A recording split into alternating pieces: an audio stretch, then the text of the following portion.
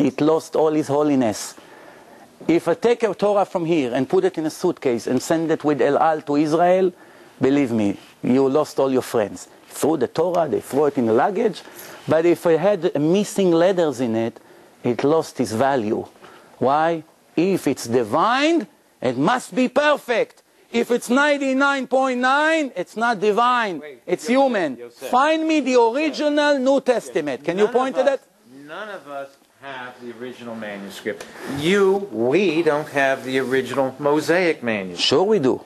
No, we don't. Sure we do. The oldest text that we have are the Dead Sea Scrolls. We do not have anything older than the Dead Sea Incorrect. Scrolls. Not true.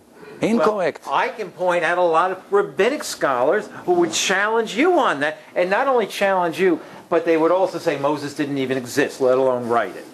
Now that doesn't mean, now of course I don't go along with that, but just because you can come up with critics, and Yosef mentioned New Testament critics who take issue with the New Testament, you can find Old Testament critics who take issue with the Old Testament and where it came from. Right. Now, if a person will walk into the room and give you this book, and you hold the book, and he just told you, I received it from God, and you say, how do I know it's from God? He tells, I give you a week to test. If you find one mistake in this book, then you know God doesn't make mistakes. So you ask him, what kind of mistakes you're talking about? I mean, he asks you, what kind of mistakes? Say, geographical mistake, mathematical mistake, dates, contradictions. So you may say, okay, give me a week. I'll check it carefully. You open it in the first page, and you find the Twin Towers collapsed in Brooklyn. You have beautiful stories.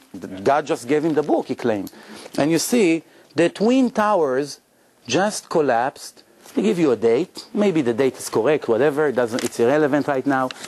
It collapsed in Brooklyn. You as an intelligent person, and I'm sure you are, I saw it. So I want to ask you a question, but give me an honest answer.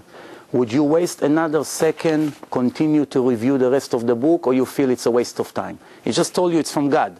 And inside it said the Twin Towers collapsed in Brooklyn. Please answer this. Would you waste a minute after that, or you go to more valuable things to do? Shh. You want my answer? An honest answer, please. And you won't cut me off. No, I'm waiting. If I found, I have to admit, if I found in the New Testament that there were contradictions that couldn't be explained, say, from copyist errors, or something of that matter, it would seriously undermine my belief in the New Testament. But let me just add this, that I acknowledge, You were afraid I would add something. No, in America there's always a but. But that's, things are nuanced. You need buts. That's why they put that in the language. Buts are important. Take the time for your but. Kadila, let's go. But what if I find such incredible wisdom in the New Testament? What if, through a relationship with Christ, I find that through this relationship and through His wisdom, I'm miraculously changed? What if? Wait, let me. You said you wouldn't. Wait a second. You said you wouldn't interrupt me. Let me finish. Let me finish. I've been. This person, he doesn't know. I mean, we're talking somebody right now came from the street. Please. Must I follow your rules exactly? Do I have not a little bit of room to answer it the way that I can? Give you permission to follow. You see, one reason, and I appreciate the fact that Yosef talks about evidence. Thank you. And reasons to believe. I really appreciate the fact that he wants to base his faith on solid ground. I do too. And there are many reasons that I believe in the New Testament. One reason I believe in the New Testament is a personal reason. The reason I came to Christ is that Christ changed my life. I was a crazy, mixed-up kid. I saw 5 PhD psychologists or psychiatrists, and they were all highly recommended, and each one of them left me worse off than I was before. I have been following Christ now for 31 years, And it's only been getting better. And the more I study the Word, and also the Old Testament too, the more I study that, the more I see such wonders in wisdom and understanding. Wisdom that can only come from a divine source. You know that does somebody have questions? Because you're probably getting bored just listening to the two of us. Anybody here is bored? No. Wait. You know that what you just said, it's not a scientific proof, because Muslims can swear that Quran makes their life so much better, and Hindus and all other cults. So that's really not an indication that shows that religion is true. But going back to my question that I asked you, thank you for your honest answer. So obviously a normal human being with common sense, not a genius, a normal human being, you don't have to be extra smart. If a person will claim that this book is from God, and I opened it and I saw in one page that the Twin Towers collapsed in Brooklyn, I tell him, my friend, I gave you your chance, you lost it. You blew it. Thank you very much, I'm a busy person. Fair? I gave him the chance. I took a week, I reviewed the book. I got lucky. After an hour, I found that mistake. Please explain me. One question. Not a whole. I am limited in paper. Go ahead. Go ahead. Ask me one question. All right. Go ahead. No. Please. Me or you? Me, yeah. No. Yeah. I mean. Yeah. Please explain me.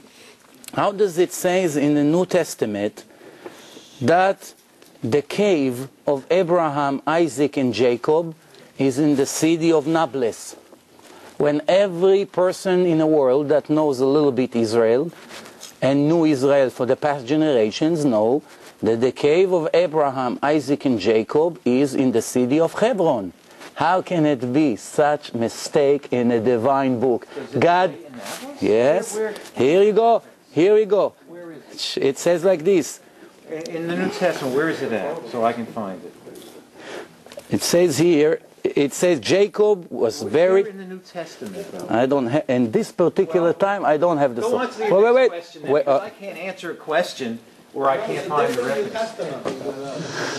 No, in most of the places that I caught him, I wrote the sources. And this particular one, I don't have the source, but I will prove you that it exists. I mean, we read it. Okay. Also, well, now it's too late to get it, but I'll get it to you maybe even today. We'll see. But, no, well, maybe I'll email it to you. Okay. All right, but let's agree one thing.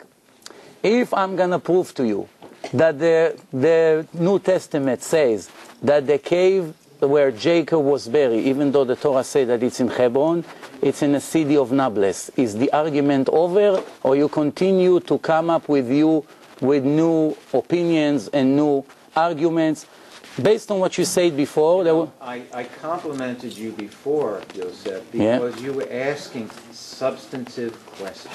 Yes. What this question is not as rich and as substantive as some of the others that you were asking.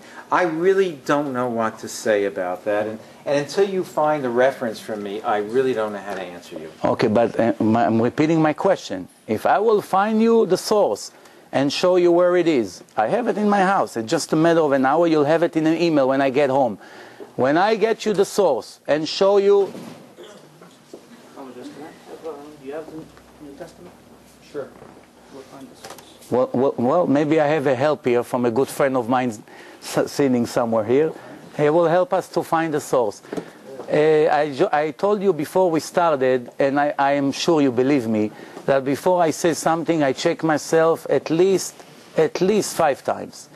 You have to check yourself twice, but I check myself at least 5 times. So it's only a matter... Shh, no, please, concentrate on what we have here. This is the stage right here. So please... I'm repeating my question to you because it's a matter of moments or matter of hours. If I show you that the New Testament, which you claim God gave it, and have such a geographical mistake that it's obviously impossible that God doesn't know where the New Testament, when the cave is this the end of the argument, or we're going to have to continue to prove? That's my question to you. At first I said I wasn't going to ask you, but you make such a persuasive case for an answer. I will try to answer. Now, it's probably not going to be the type of answer you like. But I don't know if I can satisfy you.